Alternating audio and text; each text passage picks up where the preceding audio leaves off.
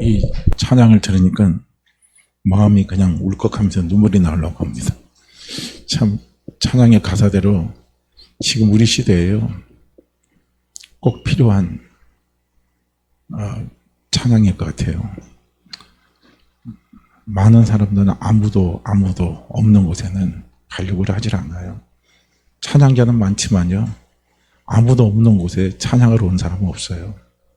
예배자는 있다고 하는데 아무도 없는 곳에 예배하는 자는 없어요. 증거는 하자고 그러는데 아무도 없는 곳에서 증거를 하려고 하질 않습니다. 이것이 오늘 우리 신앙의 현 주소인 것을 생각해 볼 때 마음이 참 눈물이 나려고 그래요. 아무튼 그 찬양의 가사가 너무 생각을 많이 하게 하는 그런 가사입니다. 제가 하나님 앞에 이제 감사한 게 있다면 목사가 되면서 감사한 거, 부족하지만 감사한 거예요. 허물이 많지만 감사한 게 있다면 그나마 예배 때 말씀을 준비하고 또 성경 공부 인도하는 시간에 공과를 만들어서 그리고 성경을 이렇게 볼 수 있게 하시는 거 감사하더라고요. 왜 감사하냐면 저도 목회자고 사람이기 때문에 우리 인생살이 하는 건 다 똑같잖아요.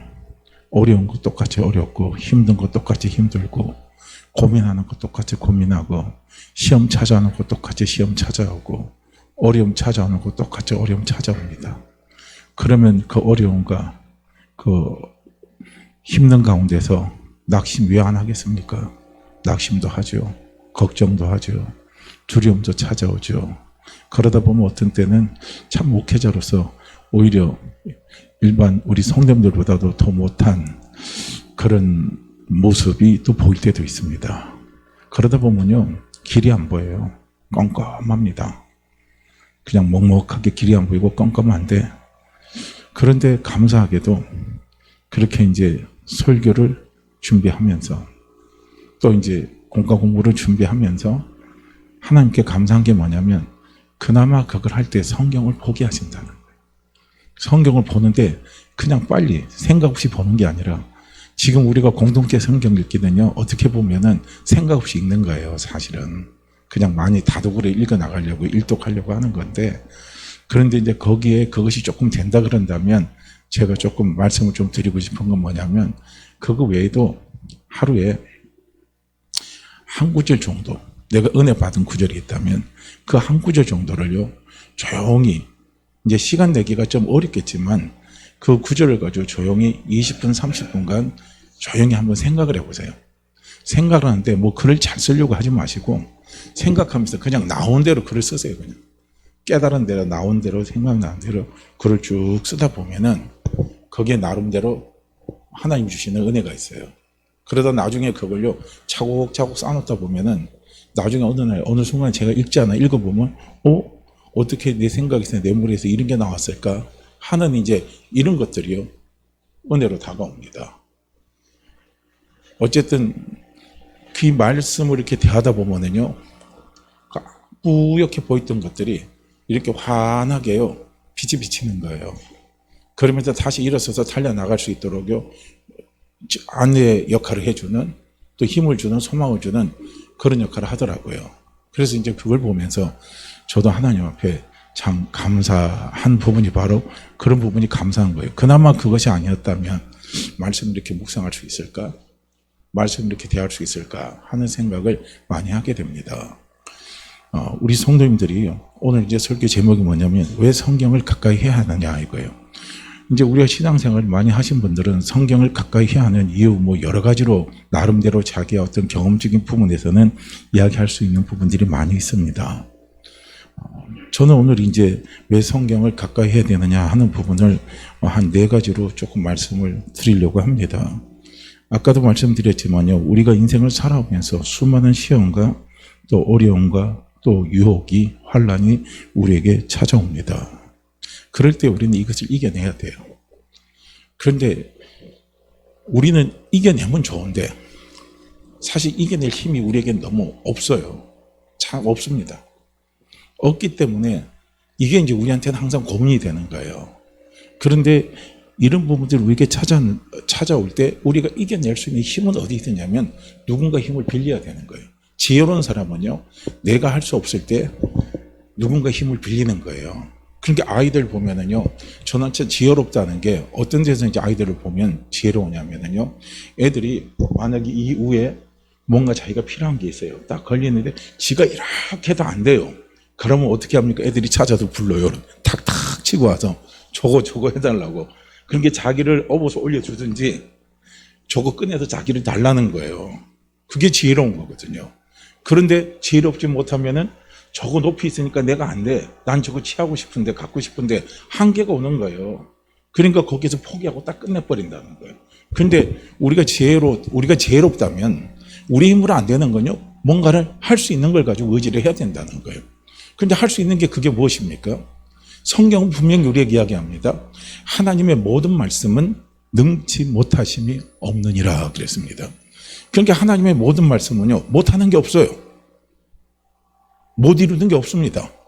그러니까 하나님의 모든 말씀은 전능한 말씀이라는 거예요. 전능하신 겁니다. 그렇기 때문에 우리는 내가 하지 못하는 게 있으면, 내가 이기지 못하는 게 있으면, 내게 해결하지 못하는 게 있다면 우리는요, 그걸 가져다가 의지해서, 그리고 우리는 그 어려움을 이겨나갈 수 있어야 된다는 겁니다. 그러니까 예수님도 마찬가지 아니에요. 그렇게 성령은 우리에게 지혜를 주십니다. 그래서 성령은 지혜의 영이라고 그러잖아요. 그게 예수님도 만약에 성령의 이끌림을 받지 않고, 그렇게 성령 충만하지 않고 광야에서 예수님이 40일 시험을 받았잖아요. 40일 동안 금식하고, 그리고 마귀에게 3가지 시험을 받았잖아요. 만약에 성령의 인도함을 받지 않고 예수님이 마귀에게 시험을 받았다면 이길 수 있었을까? 한번 생각해 보세요. 우리 이게 여기에요. 성령이 빠지는 거예요. 근데 분명히 예수님의 공생의 시작은 어떻게 합니까? 요단강에서 세례요한한테 세례를 받을 때 성령이 임하시고, 그리고 시험을 받고 나서부터 이제 공생의 이제 예수님의 말씀 전포가 시작이 되는 거예요. 복음 사역이 시작이 되는 겁니다. 그러니까 성령이 함께 하셨어요. 성령이 함께 하셔서 예수님이 찾아온 시험을 예수님이 이기셨단 말이죠. 그러면 성령은 지혜의 영이십니다. 그러니까 예수님이 마귀에게 찾아온 시험이죠. 첫 번째 시험, 우리 너무나 잘 알잖아요. 물질적인 시험이잖아요. 배가 되게 고파요. 너무 고픕니다. 그때 마귀가 찾아와서 그렇게 하잖아요. 여기는 이 돌덩어리를 떡덩어리 되게 하라.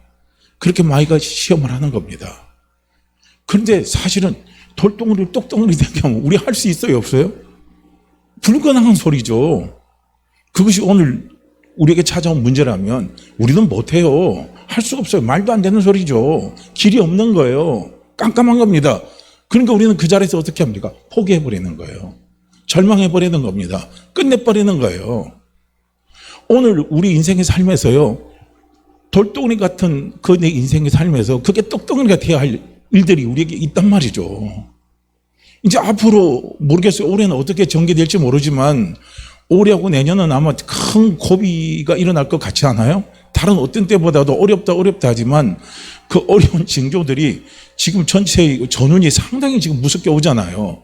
그렇게 저도 두려운 게 뭐냐면 이게 3차 대전까지 번지지 않을까 하는 두려움이 찾아오는 거예요. 지금 중국이 오늘도 보니까 알게 모르게 러시아에게 또 뭐 대줬대요? 그거 미국이 적발을 한 거예요. 그리고 또 하나 두려움이 뭐냐면요, 우리가 1925년도에 백두산이 대폭발했대요. 그러면 100년 주기로 백두산이 폭발을 하는데, 그러면 앞으로 얼마 안 남았지? 2년 남았잖아요. 그러니까 중국은 이것을 대비하고 중국은 지금 연구를 한다는 거예요. 그러니까 이제 만약에 그것이 이제 폭발해서 터진다고 생각하면, 이게 잘못하면 우리 한반도 전역에 처음에 터질 때요, 화산재가 1m로 덮였답니다. 그러니까 엄청난 거죠, 이게 지금. 그러니까 우리에게 지금 우리의 미래는 다른 어떤 때보다 더 암울한 부분들이 지금 우리 눈앞에 점점점 다가오고 있다는 거예요. 그러니까 이제 이런 부분을 당할 때 돌덩어리가 떡덩어리가 돼야 돼요, 우리 입장에서는요. 돼야 되는데 우리는 그런 힘이 없는 거예요. 우리는 그런 능력이 없어요. 그러니까 우리는 그 현실 앞에서 어떻게 합니까? 두려움 속에 떨든지. 그러니까 두려움이 지나치면 어떻게 됩니까? 두려움이 지나치면 이제 거기서 나중에 오면은요, 정신적인 공황이 오고, 정신적인 장애가 오고, 정서적인 장애하고 이런 것들이 다 찾아와요. 왜냐하면 내가 해결하고 안 되니까 그냥 무서운 거예요. 그러다 보니까 그런 현상들이 생기는 겁니다. 그렇게 돌덩이가 떡덩어리가 되게 하는 그런 부분의 유혹이, 그런 부분의 갈망이 우리 속에 많이 생긴다는 거예요. 마귀는 그걸 노리게 거죠. 악한 영을 그걸 우리에게 노려요. 그냥 놔두진 않거든요. 그게 기회니까. 그런데 예수님은, 성령님은, 예수님과 함께 하시는 성령님은 지혜의 영이십니다. 그러면 지혜의 영이 어떻게 그것을 이겨나가게 했는가를 성경은 우리에게 분명히 보여줍니다. 기죠? 어떻게 이겨나가겠어요? 말씀입니다. 그러니까 예수님도 평소 그 속에요, 말씀이 들어있어요. 예수님. 그러니까 말씀이 생각나게 하시는 겁니다. 그러니까 오늘 우리는 말씀을 많이 읽어야 할 이유도 있고요. 성경 공부도 해야 할 이유도 있고요. 설교 말씀도 많이 들어야 할 이유도 있고요. 말씀을 묵상해야 될 이유도 있고요. 말씀을 암송해야 될 이유가 있어요. 왜냐하면 그러다 보면 우리 속에 하나님의 말씀이 내 속에 다 내재되어 있습니다. 내재되어 있는 하나님의 말씀이에요. 그 말씀을 우리는 그 순간순간 필요할 때 믿음으로 끄집어서 쓰지를 못하는 거예요. 그게 또 우리의 육신의 한계입니다. 그런데 감사하게도 지혜의 영이신 성령은요, 우리 안에 있는 말씀을 끄집어내서 믿음으로 쓸 수 있도록 성령은 도와주신다는 거예요. 그게 얼마나 큰 은혜입니까? 너무나 큰 은혜죠. 그래서 성령께서 예수님과 함께 하심을 통해서 예수님이 그 유혹과 그 시험을 어떻게 이겼느냐? 사람이 사는 것은 떡으로만 사는 게 아니다 이거예요. 오늘 우리는 이 공식이 깨져야 되거든요. 세상에서 주는 공식, 마귀가 주는 공식은 어떤 공식이냐? 사람이 사는 건 떡으로만 산다 이거야. 너희가 사는 건 떡으로 산다 이겁니다. 다른 거로 살지 못한다. 자꾸 그렇게 이야기하는 거예요. 그런데 성경은, 하나님의 말씀은 우리가 무엇으로 말씀하냐면 사람이 사는 건 떡으로 사는 게 아니라 하나님 아버지 입에서 나오는 말씀으로 산다는 거예요. 천지를 하나님 만드실 때 뭘로 만드셨습니까? 하나님의 입에서 나오는 말씀으로 만드셨어요. 그래서 가라사대 하잖아요. 하나님 말씀하시니까 없는 게 생기는 거예요. 없는 게 생기는 겁니다. 말씀입니다. 이게 우리에게 중요한 거예요. 그러니까 우리는 이 공식을 자꾸 깨야 되는 거예요. 이 사람이 떡으로만 산다는 공식이 우리 속에 딱 붙어 있으면요, 우리는 그 떡이 없고 돌덩어리가 되는 상황이 되면요, 우리는 다 죽어버려요. 그냥 질이 죽어버립니다. 그런데 떡이 없어도, 상황이 돌덩어리가 돼도 어떻게 합니까? 우리가 사는 것은 하나님의 입에서 나오는 말씀으로 삽니다. 아버지 입에서 나오는 말씀으로 삽니다. 아버지 입에서 나오는 말씀으로 삽니다 하는 게 이게요, 우리의 머릿속에 새로운 공식으로 들어와 있는 거예요. 사람이 사는 것은 아버지 입에서 나오는 말씀으로 사는 겁니다고요. 우리가 그 공식 우리에게 딱 들어와서 우리 속에 딱 생각을 자리 잡을 때요, 우리는 돌덩어리가 돼서 떡덩어리가 되는 그 어떤 유혹이 온다 할지라도 우리는 그 유혹과 시험과 환난에서 이겨나갈 수가 있는 거예요. 말씀은 늘 우리하고 가까이 하고 있잖아요. 말씀은 너무나 우리하고 가까이 하고 있어요. 그래서 우리가 말씀을 가까이 할 이유, 그러니까 말씀을 가까이 하는 데는 여러 가지가 다 포함되죠. 말씀을 많이 읽는 것 가까이 하는 거예요. 말씀을 많이 듣는 것 가까이 하는 겁니다. 그 다음에 말씀을 많이 묵상하는 것 가까이 하는 거예요. 말씀을 많이 암송하는 것 가까이 하는 겁니다. 전부 다 가까이 하는 거예요. 이걸요, 성도는 해야 된다는 거예요. 분명히 우리는 하나님 아버지가 만드신 창조의 존재입니다. 그리고 하나님의 형상대로 우리가 만들어졌어요. 그리고 우리는 영적인 존재입니다. 그렇기 때문에요, 우리는 하나님의 말씀이 필요한 거예요. 그래서 우리는 그 말씀으로 우리가 계속적으로 가까이 함으로 공급을 받을 때요, 우리가 넘지 못하는 한계들, 어려움들, 힘든 이런 모든 조건들을요, 우리는 다 이겨나갈 수가 있다는 겁니다. 예수님도 그렇게 말씀을 이겼었으니까 우리도 그 말씀이 믿는다면 우리도 말씀으로요, 이겨나갈 수 있어야 된다는 거예요. 그래서 이 성령님은 항상요, 마귀의 시험, 악한 영들의 시험과 유혹이 찾아올 때요, 예수님께서 하나님의 말씀을 통해서 이기게 하신 것처럼요, 우리에게도 하나님의 말씀을 통해서 이기도록 성령은 도와주신다는 겁니다. 그래서 우리는 말씀을 늘 가까이 합니다. 그래서 우리가 말씀을 가까이 할 때 일어나는 현상들이 뭐냐면요. 첫째는 뭡니까? 내 영이 살아나는 거예요. 내 영이 살아납니다. 육체의 탈진, 내 정신적인 탈진은 어디에서 회복이 되는 줄 아십니까? 영이 회복되면 돼요. 영이 힘을 얻으면 됩니다. 다 경험해 보셨잖아요. 그래서 우리가 이왕이면 찬양을 드릴 때도 뜨겁게 찬양을 드리고요. 기도할 때도 뜨겁게 기도하고 막 부르짖고 기도하고 가면요. 내 육신이 기도하기 전에 오는 내 육신이 막 힘이 들고 막 고달프고 막 졸리고 자고 싶고 눕고 싶고 하는 이런 것들이 우리에게 와요. 그런데 그렇게 충만하게 하고 가면요. 그런 것들이 다 사라져 버립니다. 사라져요. 참 이게 참 놀라운 은혜입니다. 그래서 왜냐하면 우리의 영이 회복되면요. 이게 육은 회복되게 돼 있습니다. 그래서 하나님의 마음이 뭐냐면 첫째가 뭡니까? 내 영이 회복되기를 원하는 거예요. 그래서 우리의 영이 회복되면 우리의 마음이 회복되고 우리의 마음이 회복이 되면 범사가 회복되는 그 은혜를 하나님이 우리에게 가져다 주시는 거예요. 그래서 우리는 뭘 해야 되냐면 말씀을 가까이 해야 된다는 거예요. 우리 육신도 음식을 먹지 못하면 다 아시다시피 힘을 못 써요. 그렇게 사람이 마지막에요. 죽을 때는 어떻게 됩니까? 밥 못 먹어요. 곡기가 끊어지면 밥을 못 먹으면 아 저분은 갈 때가 됐다고 날짜를 어느 정도 측정을 하잖아요. 똑같은 거예요. 그러니까 우리도 하나님의 말씀을 자꾸 가까이 해야 우리의 영이 쇠하지 않습니다. 우리 영이 살아 움직인다는 거예요. 활기차게 살아 움직입니다. 힘있게 살아 움직여요. 그래서 우리는 말씀을 가까이 해야 된다 하는 겁니다. 그 다음에 두 번째로 우리가 말씀을 가까이 해야 할 이유는 어디 있느냐면요. 마귀와의 싸움에서 이겨야 돼요. 영적인 전쟁에서 이겨야 된다는 거예요. 그래서 우리가 마귀와의 싸움, 악한 영과의 싸움에서 우리가 이길 수 있는 건 사람 힘으로는 안 돼요. 참 사람이 똑똑한 것 같아도요. 마귀는 집요하게 어떻게 우리를 공격하는 줄 아십니까? 어떻게 공격해요? 마귀의 공격 방법은요. 다양한 방법이 아니에요. 희한해요. 다양한 방법을 안 합니다. 우리가 꼭 마귀가 악한 영이 우리를 공격할 때 한 가지 공격 루트를 가지고 한 가지만 가지고 우리를 쓰러뜨려요. 그게 뭔 줄 아십니까? 우리의 약점입니다. 우리의 그 약점만 가지고 마귀는 딱 가서 건드리면요. 우리는 막 거의 다 져요. 그냥. 이길 수가 없어요. 이게 신기한 거예요.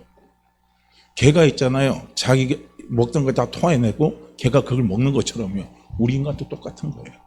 자기 그 약점이 있는데 그 약점을 우리는 보완을 해야 되는데 보완을 한다 할지라도 우리의 약점을 극복하는 건 어려워요. 근본적으로 극복하는 건 어렵습니다. 그러다 보니까 때로는 하나님 나를 왜 이 모양으로 만들었어요? 저 사람처럼 저렇게 좀 강하게 만드시지? 하나님 저는 성격을 좀 강하게 만들었는데 왜 성격을 소심하게 만들었어요? 하나님 저는 머리를 좀 좋게 만들면 좋은데 왜 머리를 나쁘게 만들으셨어요? 하나님 저 사람처럼 유혹이 와도 어떤 시험이 와도 담당하게 이겨낼 수 있어야 되는데 저는 왜 그런 걸 이겨내지 못하고 쓰러지게 만들었습니까? 하고 때로는 하나님 앞에 대들고 원망할 때가 있어요.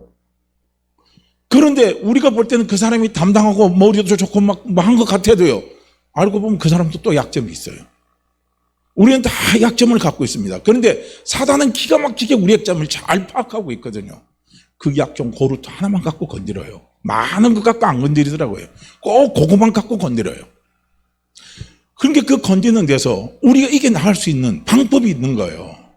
이겨나갈 수 있는 방법을 찾아야 되는데 거기서 우리가 이길 수 있는 힘은 어디 있냐면 하나님의 말씀밖에 없습니다. 하나님의 말씀밖에 없어요. 그래서 우리가 영적인 싸움에서 이기려면요 하나님의 말씀을 붙잡으시라는 거예요. 내가 약함 때문에 시험이 찾아오잖아요. 내가 약함 때문에 너무 내가 비참해요. 내가 약함 때문에 너무나 고통스러워요. 너무나 내가 괴로워요. 내가 약함 때문에 내 앞길이 불투명해요. 아무것도 안 될 것 같아요. 내 자식이 약한 것 때문에 걔 앞길이 안 열릴 것 같아요. 문이 닫힐 것 같아요. 제 몸 한숨이 나와요. 답답해요. 눈물 나요. 눈물 나면서 기도도 해요. 답답해서 기도도 해요. 때로는 화도 납니다. 그렇다고 그게 내 힘으로 되는 거예요? 우리 힘으로 되는 건 아니란 말이에요. 그걸 우리는 이길 수 있는 힘이 어디 있느냐? 말씀밖에 없다는 거예요. 말씀을 붙잡고 가는 거예요. 말씀이 그 길을 열어주시는 겁니다. 정말 하나님의 생각과 우리의 생각은요 하늘과 땅입니다. 저는 요즘에 기도하면서 그걸 놓고 그래요. 하나님 제가 바랄 수 없는 가운데 바라며 기도할 수 있는 게 뭐죠? 바랄 수 없는 가운데 제가 어떻게 바라고 기도할 수 있어요? 저는 하나님 앞에 기도하면서 그렇게 물어요. 그럴 때 하나님이 제게 딱 주시는 게 뭐냐? 네 생각하고 내 생각이 다르지 않냐? 네 생각하고 내 생각은 다르지 않냐? 네 생각은 땅이고 내 생각은 하늘이라 이거야. 그렇게 네 생각과 내 생각, 하늘과 땅 차이기 때문에 네가 바랄 수 없다고 해서 그게 이루어지지 않는 건 아니라는 거예요. 네가 할 수 없다고 해서 그게 안 되는 게 아니라는 거예요. 그건 네 생각이지. 너는 내 생각을 가지라, 내 생각을. 하나님의 생각을 갖고 기도하면요, 우리는 바랄 수 없는 가운데 바라면서 기도할 수 있는 힘이 나오는 거예요. 그래서 저는 요즘 기도할 때 딱 두 가지 말씀이에요. 하나님 생각과 제 생각이 다릅니다. 그래서 저는 바랄 수 없는 가운데 바라면서 저는 기도합니다, 이거예요. 근데 마귀는 그렇게 하는 거예요. 바랄 수 없는 상황은 뭡니까? 우리의 약점이 극한으로 드러날 때입니다. 그 약점을 내가 극복하지 못할 때는요, 바라지 못해요. 그리고 내 자녀의 약함과 허물이 막 내 눈에 막 극한으로 막 드러날 때는요, 길이 없어요. 답답합니다. 어떻게 해요? 답이 안 나와요. 그러니까 그냥 아이들만 보면 한숨 나오죠. 남편이 하는 사업도 보면 내가 볼 때는 막 약한 게 막 드러나잖아요. 부족한 게 막 드러나면요, 우리도 막 한숨 나와요. 눈물 나와요. 길이 안 보이니까요. 그런데 어떻게 합니까? 하나님의 말씀을 보시라는 거예요. 말씀을 보시라는 거예요. 말씀에는 뭡니까? 네가 보는 생각과 내가 보는 생각은 다르다 이거예요. 내 생각을 봐라 이거예요. 그럼 우리는 하나님의 생각을 붙잡고요, 우리는 상황을 바라보게 되면 얼마든지 바라면서 기도할 수 있잖아요. 내 생각 갖고 하면 막혀서 기도 못해요. 그런데 하나님의 생각을 붙잡고 기도하면 길이 열리는 거예요. 마귀의 싸움에서 이기는 겁니다. 이게 우리에게 중요한 거예요. 그렇게 예수님도요, 아까 말씀드린 거잖아요. 돌덩이가 똑덩이 된 게 불가능한 거예요. 있을 수도 없는 일입니다. 이런 유혹이 올 때 예수님 무엇을 이겼어요? 사람이 떡으로 사는 게 아니라 하나님에서 나오는 말씀으로 산다 이거예요. 그렇죠, 말씀이죠. 말씀은 전능합니다. 말씀은 전지하십니다. 그래서 그 말씀이 우리를 이 마귀와의 싸움에서 우리로 하여금 이길 수 있도록 도와주신다는 거예요. 그래서 우리는 말씀을 자꾸요 가까이 하시라는 거예요. 가까이 하세요. 그 다음에 세 번째로 우리가 생각해 본다면요, 말씀은 나를 유익하게 만듭니다. 우리를 유익하게 만들어요. 사도 바울은 디모데후서 3장 16절에서 말씀합니다. 모든 성경은 하나님의 감동으로 된 것으로 교훈과 책망과 바르게 함과 의로 교육하게 유익하다 그랬습니다. 저는 하나님의 말씀이 감동으로 된 게 너무 감사한 거예요. 감동으로 된 게 감사한 거예요. 유익한 것, 나를 유익하게 한 것 중에 제일 유익하게 할 수 있는요, 밑에 근원적인 힘이 뭔 줄 아십니까? 그건 감동이에요. 감동을 주면 끝나는 거예요, 사람은요. 감동받으면요, 책망해도 상관없어요. 나무래도 상관없어요. 칭찬해도 상관없어요. 근데 감동이 오질 않고 감동을 주지 못하면 책망하다가 시험 받아버려요. 그죠? 책망하다가 시험 받아요. 권면하다가 시험 받아버려요. 감동입니다, 감동이요. 그렇게 사람의 마음을 열고 그 사람을 변화시키고 그 사람을 바꿀 수 있는 최고의 힘은 어디서 나오냐면 감동에서 나오는 거예요. 이 감동이 열려지게 다 만들어버리잖아요. 우리 지금 잘 나가더라고요, 트로트. 저도 처음에 트로트 경연대회 할 때는 막 재밌었고 좀 봤는데 조금 보니까 재미도 하나도 없어요, 이제는. 아유, 정말 재미없어요. 그래서 이제 트로트 별로 하는데, 처음에는 막 트로트 경연대회 할 때는 야, 저렇게 잘하나 막 이렇게 했는데, 근데 그 가운데 나온 김호중이라는 있잖아요. 우리 그 크리스찬 있잖아요, 성도잖아요. 그런데 그 청년 한번 봐봐요. 사람한테 감동을 줬어요. 할머니 일찍 돌아가시고 부모 다 돌아가시고 고등학교 3학년 혼자 되다가 방황하다가 그 감동 스토리가 다 연결되잖아요. 그렇게 사람들이 그에게 마음이 더 많이 열려서 접근을 하죠. 그러면 그 돕는 자의 손길도 오는 거고 다 그렇게 되는 거죠. 그렇게 내 인생을, 내 삶을 유익하게 할 수 있는 힘이 어디서 오냐면 하나님의 말씀입니다. 그래서 말씀의 감동을 받으시는 거예요. 그래서 말씀의 감동을 받으면 내 삶이 유익하게 돼요. 내 인생이 유익하게 됩니다. 내 사업에 유익하게 되는 하나님의 길을요, 하나님께서 열어주신다는 거예요. 그래서 모든 성경은 하나님의 감동으로 된 것으로 교훈입니다. 그러니까 이 교훈이라는 것은 뭐냐면 잘못되지 않도록 미리 가르쳐 주는 거예요. 그게 하나님의 말씀, 그러니까 우리가 기록된 말씀을 그래도 어떻게 하면 또 많이도 읽어야 돼요.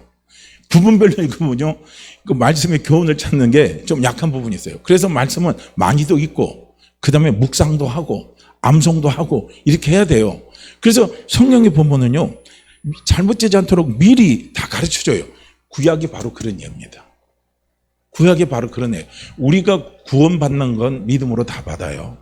그리고 하나님이 우리에게 약속하신 축복을 누리는 비결은 뭐냐면 순종해서 축복을 누리는 거예요. 그러니까 믿음이라는 것은 믿음 다음에 따라오는 것이 행동입니다. 행위가 따라오는 거예요. 근데 행위는 결국은 순종으로 나타나는 거거든요. 그러면 구약을 읽어보면 다 나와요. 구약 읽으면 다 나와요. 그래서 사도 바울이 그런 말을 하는 거예요. 뭐라고 이야기하냐면요, 고린도서 10장 7절에서 11절 말씀에 사도 바울은 이야기합니다. 저희 중에 어떤 일과 같이 너희는 우상 숭배하는 자가 되지 말라. 우상 숭배하는 되지 말라는 거예요. 아무리 어렵고 힘들다고 다른 거 의지하지 말라는 거예요. 하나님의 다른 거 의지하지 말라는 겁니다. 우상 숭배하지 말라. 저희 중에 어떤 이들이 가늠하다가 하루에 2만 3천 명이 죽었나니 우리는 저희와 같이 가늠하지 말자. 또 저희 중에 어떤 이들이 주를 시험하다가 뱀에게 물종하였나니 우리는 저희와 같이 시험하지 말자. 하나님을 시험하지 말자는 거예요. 저희 중에 어떤 일이 원망하다가 멸망시키는 자에게 멸망하였나니 너희는 저희와 같이 원망하지 말라 이거예요. 원망하지 말아라 이거예요. 중요하죠. 우리 원망 얼마나 잘해요. 근데 원망이요, 이게 우리는 우리 입에서 어려우니까 내 입에서 내 감정에서 나온 걸 알잖아요. 근데 원망을 하게 되면 멸망시키는 자가 역사를 하는 거예요. 그게 악한 영이 역사하는 겁니다. 그래서 원망하지 마라 이렇게 했어요. 그 다음에 나오는 게 뭐냐면요, 저희에게 당한 이런 일이 거울이 되고 말세를 만난 우리의 경계로 기록하였느니라 그랬어요. 거울이 되게 한다 그랬습니다. 이게 중요한 거예요. 거울을 한번 보세요. 거울을 보면 반대로 보입니다. 그죠? 제가 여기 있는데 거울을 보면 앞에 있어요. 그렇죠? 그 다음에 거울을 보게 되면 오른쪽은 왼쪽으로 있고 왼쪽은 오른쪽으로 보여요. 반대입니다. 반대요.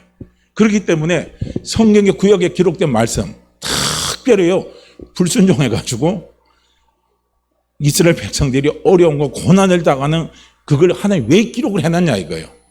기록을 한 건 누구냐면 우리 축복받으라고, 나 잘되라고, 나 유익하라고요. 그걸 기록을 해놓은 거예요. 나 벌 주려고 기록한 게 아니라는 거예요.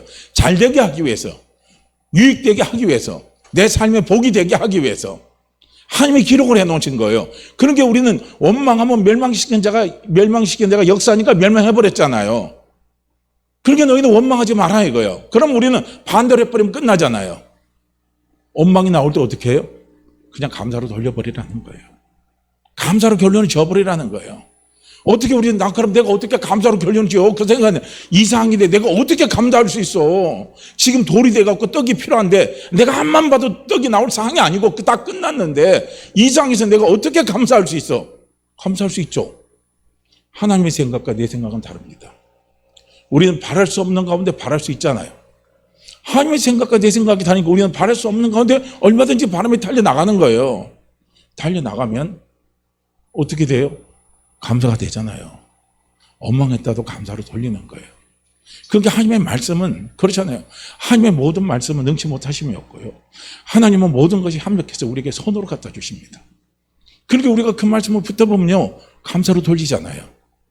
그래서 우리는 성경을 가까이 해야 된다는 거예요. 하나님의 말씀을 자꾸 가까이 하셔야 된다는 겁니다. 할렐루야. 그래야 우리는 내 삶이 유익하고 내 가정이 유익하고 내 영혼이 유익하고 내 사업이 유익하고 직장에서 다 유익하게 하시는 축복을 하나님이 가져다 주시는 거예요. 그래서 바르게 한다 하는 겁니다. 그리고 이게 이제 교훈이죠. 그 다음에 우리가 이제 하나님의 말씀은 교훈과 책망이라고 그랬어요. 책망. 이 책망이라는 것은 잘못을 깨닫게 해주는 역할을 하는 거예요. 그러니까 감동이 됐기 때문에 잘못을 깨닫게 해주시는 거예요. 그런데 감동이 되지 않는 가운데서 잘못을 깨닫게 한다고 말하면요, 그거 지적한다고 그래요. 사람이 지적당하면 기분이 되게 나쁘거든요. 오히려 역효과가 나요. 그런데 하나님의 말씀은 감동이 되는 거예요. 그런 게 구약도 보세요. 이렇게 하나님의 말씀이 감동이 돼서 구약을 보게 되면 저는 참 감사한 거예요. 근데 감동이 안 돼서 구약을 보기에 무서워요. 제 집은 하나님이 가차없이 형벌 하는 거예요. 제 집은 가차없이 하나님이 막 보응하시는 거예요. 얼마나 무섭습니까? 저걸 왜 저기다 기록해 놨어? 안 기록하면 좋을 건데. 근데 아니에요. 나 잘되라고 하나님께서 기록을 해놓은 거예요. 나 잘되라고 기록해 놓은 거예요. 나 복받으라고 기록해 놓은 거예요. 나 유익하라고 기록한 거예요. 하나님이 왜요? 하나님 나를 사랑하시니까. 하나님 우리 모두를 사랑하시니까. 그러니까 그게요, 우리가 감동으로 딱 느껴지면서 구약을 읽으면요, 얼마나 은혜가 됩니까? 이게 얼마나 축복이 돼요. 이렇게 기록해 놓은 게 너무 감사한 거예요. 왜냐하면 우리는 미리 잘못을 방지할 수 있고 미리 올바른 길을 알아서 쫓아갈 수가 있으니까요. 그게 너무 감사하죠. 그래서 책망해요. 감동에서 오는 책망은요, 다 은혜가 됩니다. 너무 감사한 거예요. 그 책망. 그 다음에 이제 바르게 함이에요. 바르게 하면 하나님 보시기에 바른 길로 인도해 주시는 거예요. 하나님 바른 길로 나를 인도해 주셔요. 그러니까 내가 바른 길로 가려고 하지 마세요. 내가 바른 길로 가려고 하면 너무 힘들어요. 그런데 말씀을 가까이 하다 보면요, 성령께서 말씀에 감동을 주시고 말씀에 은혜도 주시고 말씀이 믿어지게 하시면요, 그 말씀을 따라가다 보면 하나님이 저절로 나를요, 하나님 보시기에 바른 길로 이끌어 가도록 하나님이 도와주시고 하나님이 인도해 가셔요. 내가 하는 게 아닌 거예요. 그러니까 감사하죠.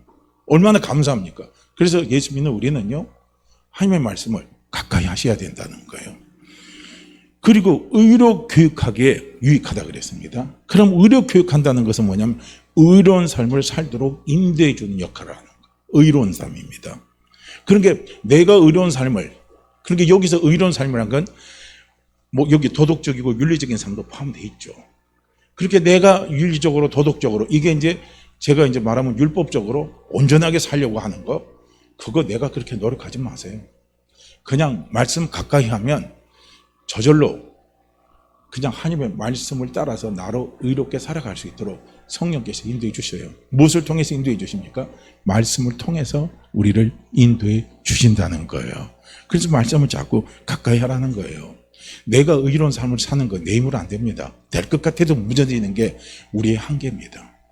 그래서 그런 게 내가 하나님 보시기에 의롭게 살려고 노력하다 보면은요, 신앙생활이 어려운 거예요. 그러다 보면 예배의 자리가 축복의 자리가 돼야 되는데 예배의 자리가 무서워요. 참 무섭습니다. 나 같은 사람을 이 예배에 참석할 자격이 있는가? 스스로 어떻게 합니까? 자학도 하고. 그러다 보면 거기에 폭 빠져갖고 교회를 떠나요. 왜냐하면 하나님 보시기에 내가 너무 부끄러우니까. 그래서 내가 부끄러움을 좀 가리고 난 다음에 이제 하나님 앞에 나와야지. 그러다 보면 영 교회 떠나버려요. 그런 분들 생각 외로 많습니다. 그게 내가 의롭게 되려고는 하지 마세요. 그냥 말씀을 가까이 하다 보면 말씀이 나를 의로운 삶을 사는 사람으로 끌어가는 거지, 그렇게 되는 게 아니라는 거예요. 그 다음에 우리가 이제 네 번째로 한번 생각해 본다면, 우리의 영혼을 새롭게 하고 내 마음을 기쁘게 해주는 것이 말씀의 힘입니다. 내 영혼을 새롭게 해줘요. 시편 19편 7절에서 8절 말씀을 보시게 되면요, 하나님의 말씀은 영혼을 소생케 하며 우둔한 자를 지혜롭게 하며 마음을 기쁘게 하며 눈을 밝게 하도다 그랬습니다. 그렇게 하나님의 말씀을 가까이 할 이유가 어디 있느냐면 내 영혼을 소생시켜 주는 거예요. 내 영혼의 눈을 뜨게 해주는 겁니다. 그래서 우리는 말씀을 가까이 해야 된다는 거예요. 그래서 우리가 하나님의 말씀을 통해서 내 영혼이 자꾸 소생된다는 것은 뭡니까? 내 영혼이 매일같이 새로워지는 거예요. 그럼 내 영혼이 매일같이 새로워지는 은혜를 받으면요, 얼마나 기쁜지 몰라요. 찬양을 드려도 똑같은 찬양도 똑같이 들어도 새롭게 들려요. 말씀을 똑같은 말씀을 읽어도요, 그 말씀이 또 새롭게 들려요. 막 새롭게 깨달아지고 새롭게 은혜가 되고 막 그래요. 그러니까 우리 영혼이 소생케 된 은혜를 받으면요, 예배든 찬양이든 말씀이든 타성적인 게 사라집니다. 그게 제일 무서운 게 타성이에요. 그게 타성에 빠졌다는 건 첫사랑을 잃어버렸다는 거예요. 그래서 내 영혼을 소생시킨다는 건 무엇을 위한 내 첫사랑의 회복이 되는 겁니다. 첫사랑 회복되다 보니 항상 모든 게 새로운 거예요. 항상 모든 게 감사한 거예요. 그래서 하나님의 말씀을 가까이 하다 보면 내 영혼을 하나님께서 어느 날 소생시켜 주시는 은혜를 베풀어 주십니다. 그리고 또 말씀은요, 우둔한 자를 지혜롭게 해줍니다. 우둔한 자입니다. 그래서 나는 미련하고 나는 참 분별력이 없어요. 그런데 말씀을 자꾸 읽다 보면요, 나를 지혜롭게 만들어줘요. 그래서 공부도 못하는, 이제 뭐 이름 표현해도 죄송하지만 공부도 잘 못하는 애가 그 사람 간증할 때 보면, 그런데 잠언서를 많이 읽었다는 거예요. 시편하고 잠언을 많이 읽으니까, 특별히 잠언서를 많이 읽으니까요, 하나님이 지혜의 영을 주시더라는 거예요. 그래가지고 자기가 그렇게 이제 공부해가지고 그렇게 남들이 생각할 때 좋은 데 갔다는 거예요. 열어줍니다, 길을요. 지혜롭게 만들어주는 거예요. 그런 간증들 다 들어보셨잖아요. 간증들이 나와요. 실제로 말씀이 그러니까요. 그래서 우둔한 나를 지혜롭게 만들어주고 분명력도 갖다 허락을 해 주십니다. 그 다음 이제 마음을 기쁘게 한다 하는 것은 뭐냐면 하나님의 진리의 말씀을 자꾸 발견하게 해요. 그래서 이게 뭐냐면 이제 그 마음을 기쁘게 하는 건 두 가지가 있어요. 어떤 거냐면 지식의 말씀을 자꾸 깨닫는 게 있어요. 그래서 지식의 은사가 있어요. 은사 가운데 지식의 은사가 있습니다. 그런 게 이제 목회자가 특별히 성령께서 나타내 주실 때 가장 큰 축복의 은혜가 뭐냐면 지식의 은사가 자꾸 나타나야 돼요. 그래서 말씀을 볼 때마다 자꾸 깨달아지는 거예요. 오늘 이 말씀인데 또 전날에 똑같은 말씀인데 또 이렇게 또 깨달아지고 이렇게 연결되고 하면요, 그 말씀을 깨닫고 말씀을 막 믿어가는 그런 눈이 열리면 그 마음이 너무나 기쁜 거예요. 너무나 좋아요. 그러니까 이게 하나님의 말씀은 우리의 마음을 기쁘게 해요. 진리를 발견하는 기쁨, 진리를 깨달아가는 기쁨, 그 기쁨을 우리에게 가져다 줍니다. 그래서 이 기쁨은요, 세상이 가져다는 기쁨하고는 차원이 다른 기쁨이에요. 이건 하나님과 나와의 절대적인 관계 속에서 하나님이 갖다 주시는 기쁨입니다. 그래서 이 기쁨을 계속적으로 우리가 말씀을 가까이 하다 보면요, 하나님 그 기쁨을 우리에게 계속 공급을 해 주시는 거예요. 그래서 어떤 분은 그냥 말씀 안에 즐거운 거예요. 그렇다고 뭐 특별히 뭐 주변 환경이 잘 되는 건 없어요. 특별히 더 나아지는 거 없어요. 근데 말씀 안에서 즐거워하는 거예요. 말씀 안에서 막 기뻐하는 거예요. 근데 사실은요, 기뻐하고 즐거워하고 기뻐하고 즐거다 보면요, 만사가 형통하게 돼 있다니까요. 어느 때가 되면 형통하게 열어져요. 그런데 자꾸 막 짜증을 내고 막 이렇게 되다 보면은요, 언제 열려? 안 돼. 뭐 이렇게 짜증 내다 보면요, 하루하루 사는 게 지겹고, 그냥 막 매일매일 삶이 막 왜 이렇게 시간이 안 가는 것 같기도 하고요. 막 그래요. 그런데 말씀하셔서 자꾸 내 마음 기쁨이 채워지다 보면요, 어느 순간에 모르게 하나님께서 형통케 해주시는 그 은혜를, 그 은혜의 열매입니다. 열매가 우리 눈앞에 딱 나타나요. 그게 나타납니다. 희한하게 나타나요. 기뻐하다 보면. 그러니까 사도 바울이 빌립보서 주제가 뭡니까? 빌립보 주제는 기뻐하라예요. 기뻐하라. 그렇게 빌립보서 4장 4절이 빌립보서의 주제입니다. 주 안에서 기뻐하라. 주 안에서 항상 기뻐하라. 내가 다시 말하노니 기뻐하라 이거예요. 그렇게 주 안에서 기뻐하라 하는 것은 주는 예수님이죠. 예수님은 말씀이십니다. 그래서 말씀 안에서 너희가 기뻐하라 이거예요. 우리의 기쁨은 말씀 안에서 찾는 거예요. 그러면 항상 기뻐할 수 있어요. 그런데 우리의 기쁨을 우리는 어디에서 찾으려고 그러냐? 물질에서 찾으려고 그러고, 어떤 잘 되는 것에서 찾으려고 그러고, 건강에서 찾으려고 그러고, 뭐 이런 데서 찾으려고 그러면요, 기쁨이 없어요. 그런데 예수 믿는 우리는 주 안에서, 말씀 안에서 기쁨을 찾으면 되는 거예요. 그래서 우리가 말씀을 가까이 하다 보면은 성령께서 우리에게 말씀 안에서 주시는 기쁨이 있는 거예요. 그 기쁨을 우리에게 허락해 주셔요. 그러다 보니까 그냥 말씀 안에서 기뻐하다 살아다 보니까 직장 생활도 그렇게 어렵지 않아요. 사업도 안 풀리는데 그냥 어렵지 않아요. 왜냐면 말씀 안에서 기쁘니까. 그렇게 기쁘게 가다 보니까요, 길이 열리는 거예요. 기뻐하면 길이 열리는 거예요.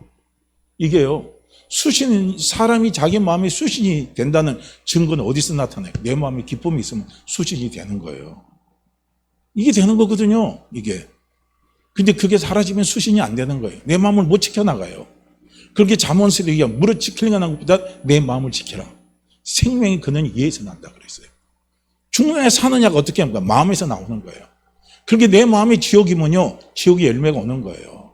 내 마음이 기쁨의 천국이면요, 천국의 열매가 나타나는 거예요. 그런데 우리의 마음을 천국과 지옥으로 만드는 건 결국은 뭡니까? 내가 육신의 생각으로 가면 지옥이 되는 거고, 내가 하나님의 말씀으로 생각으로요, 인도함을 받고 기뻐하면 내 마음이 천국이 되는 거예요. 그러면 천국이 되면요, 다 해결되게 돼 있어요. 천국은 아버지가 다스리는 곳이거든요. 그렇게 아버지가 다스리는데 못할 게 뭐가 있습니까? 안 될 게 뭐가 있어요? 기다려보면 다 잘 되게 나오는데. 이거예요. 그렇게 내 힘으로 너무 하려고 하지 마시라는 거예요. 그렇게 가만 이런 걸 생각해 보면요, 정말 신앙생활은 좋은 거예요. 믿음 생활은 너무 좋은 거예요. 예수 믿는 게 너무 좋은 거예요. 우리가 말씀을 가까이 하는 게 얼마나 좋습니까? 너무 감사한 거죠. 이게 풀려가게 하시는 하나님의 놀라운 축복의 도구입니다. 이게 은혜의 도구예요. 그래서 우리는요, 말씀을 가까이 하시라는 거예요. 그래서 저는 오늘 말씀을 가까이 해야 된다는 부분을 제가 4가지로 이제 말씀을 드렸는데요. 내 영혼이 소생되는 거예요. 힘을 얻는다는 거예요. 그 다음에 우리를 유익하게 하기 때문에 말씀을 가까이 하라는 거고요. 그 다음에 우리가 또 말씀을 가까이 해야 할 이유는 뭐냐면 마귀와의 싸움에서 이겨야 되기 때문에, 영적 싸움에 승리하게 하는 힘이 말씀에 있기 때문에 말씀을 가까이 하시라는 거예요. 그리고 마지막으로는 내 영혼을 새롭게 하고 내 마음에 기쁨을 주는 힘이 말씀에 있기 때문에 말씀을 가까이 하자라고 제가 4가지로 말씀을 드린 겁니다. 제가 오늘은 그냥 이렇게 해서 한 4가지를 말씀을 드렸는데요.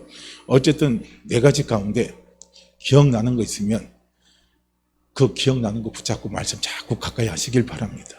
내 영혼이 소생되게 된다. 그게 기억이 나면요, 내 영혼이 소생되기 위해서 말씀 가까이 하시고, 내 마음의 기쁨이 하나님이 주신다, 내 마음에 천국을 주신다 하는 것이 기억이 나면 말씀 붙들고 계속 말씀 가까이 하시길 바랍니다.